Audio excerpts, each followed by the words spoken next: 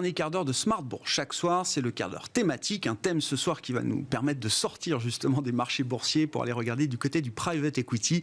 Et c'est Frédéric Zablocki qui est à mes côtés en plateau, PDG et fondateur d'Entrepreneur Invest. Frédéric, bonsoir. Bonsoir. Bienvenue. Merci beaucoup d'être avec nous. Donc, Entrepreneur Invest, qui est une société de gestion d'entrepreneurs. C'est important pour vous. Avec plus de 20 ans d'existence, une expertise dédiée donc au financement des PME en croissance. On parle donc bien sûr du non-coté, d'investissement en fonds propres. Je crois qu'il y a une partie aussi d'investissement qui se fait chez vous sous forme d'obligations convertibles. Voilà.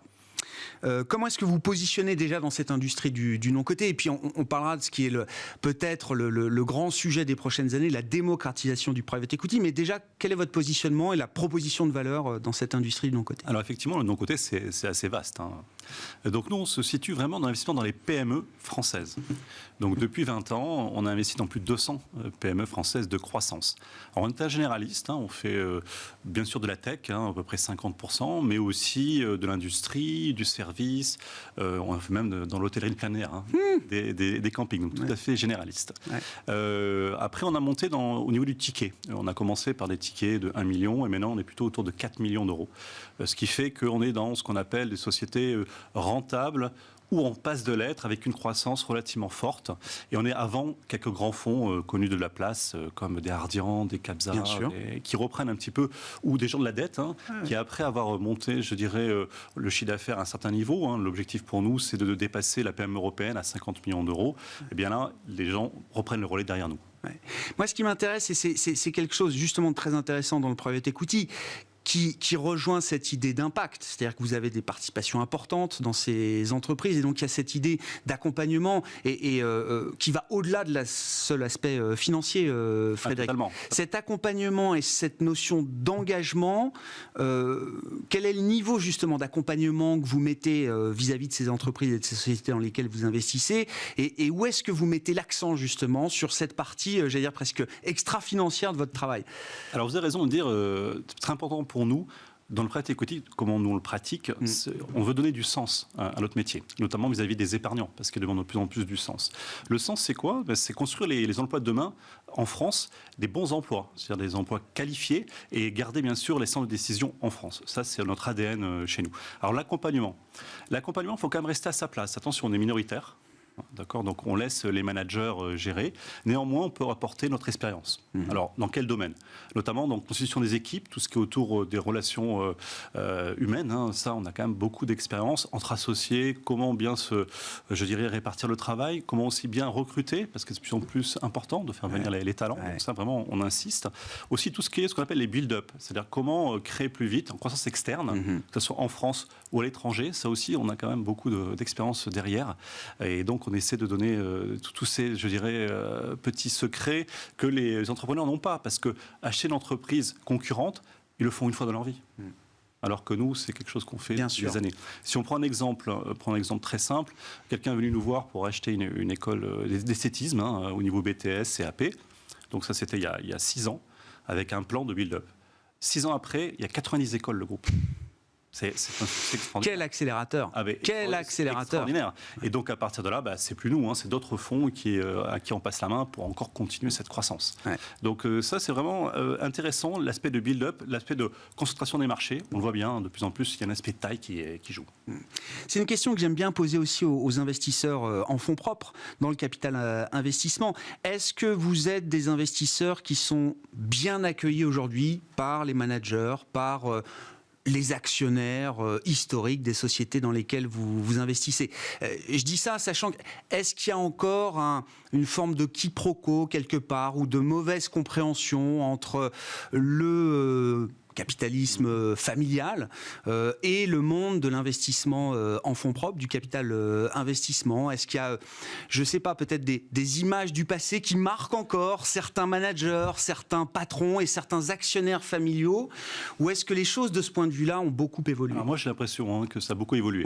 C'est une impression de terrain, notamment avec une nouvelle génération où là, il n'y a plus tout de tabou. Ils sont prêts à une dilution. Vous êtes une option de financement qui est considérée comme une autre. Comme une autre. Alors, effectivement, nous, on a la force chez Entrepreneur Invest d'avoir des instruments différents. Le fonds propre, alors fonds propre égale dilution, égale aussi partage un petit peu de la responsabilité actionnariale et de la plus-value future, mais on a aussi les obligations sèches ou convertibles. Donc là, effectivement, la dilution est un moindre sujet, la valorisation est un moindre sujet, et là, ça passe vraiment comme une optique de financement différente, quasi fonds propres par rapport à dette, par exemple. Ouais.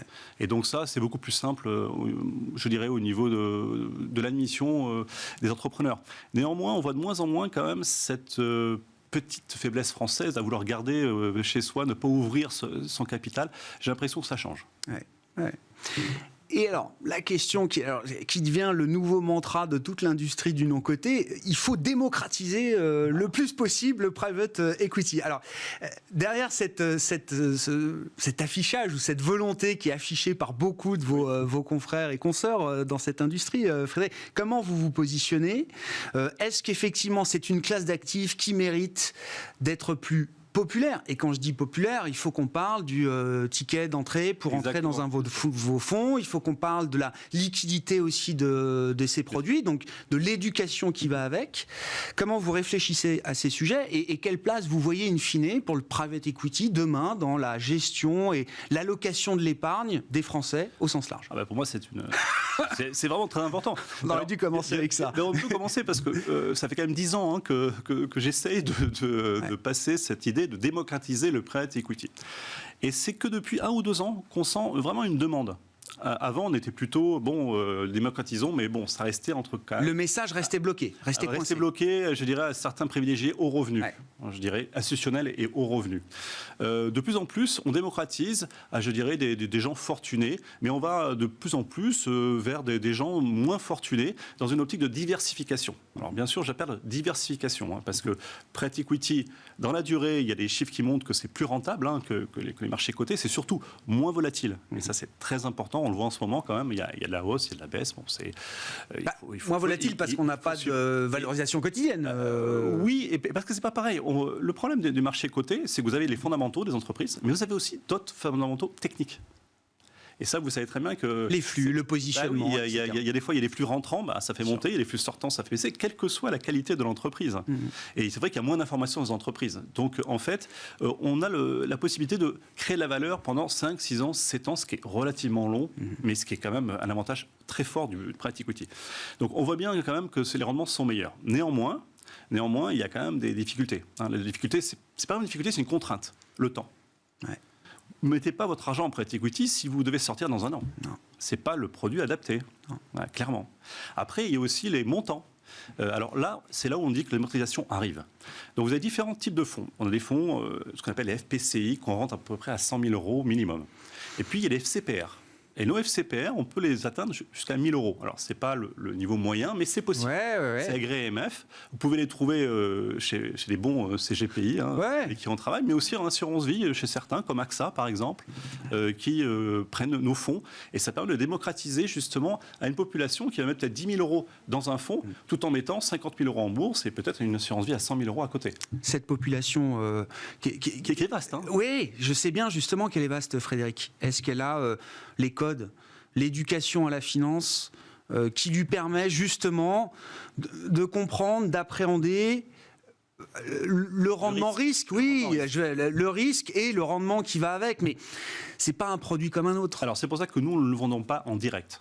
Attention, on le vend que par des conseillers privés, indépendants, ou conseillers privés, bancaires. Bien sûr. Et il faut un travail de conseil pour accompagner ce mouvement-là. Et c'est ce qu'on essaie de former. Et ça fait depuis 10 ans qu'on essaie de former le maximum de conseillers, parce que la plupart du temps, quand on ne maîtrise pas ce genre de produit, on ne le propose pas au client. Même si le client il serait plutôt avide et plutôt content de pouvoir diversifier. Donc notre message, avec bien sûr mes confrères, c'est si on veut réussir la démocratisation, c'est d'abord avoir une bonne formation vis-à-vis des conseillers. Pour moi, ce n'est pas un produit qu'on vend en direct. On pourrait, mais je ne suis pas convaincu que c'est bon. Pourquoi ? Parce qu'il y a encore du temps d'adaptation. Entre le risque qu'il faut expliquer, que ce soit de la private debt ou du private equity, et la durée des placements, qui sont relativement longs, on va de 4-5 ans jusqu'à 7, 8 ans, 9 ans pour l'equity, il faut bien l'avoir en tête. Parce qu'il ne faut pas non plus voir que le rendement. Et donc ça, je pense que c'est quelque chose qui arrive de plus en plus sous la pression, je dirais, des gens comme vous, c'est-à-dire des médias. Mais bien sûr, mais c'est un écosystème. C'est extrêmement simple. Vous savez, vous connaissez certainement, combien il y a de sociétés cotées à la Bourse de Paris ? sur... Ah bah je sais pas, SBF 120, 250, oui, il y en a plusieurs. Oui, 700. Oui, d'accord. Pareil, c'est pas si mal, 700. Ouais. Mais bon, on n'en parle que de 50 Mais à 100. oui. Oui. Combien il y a de sociétés de croissance où on peut nous investir? Parce que je ne parle pas qu'on peut investir dans toutes les sociétés. Il y en a plus de 100 000. Ouais. Et combien ont été investis? 10 000.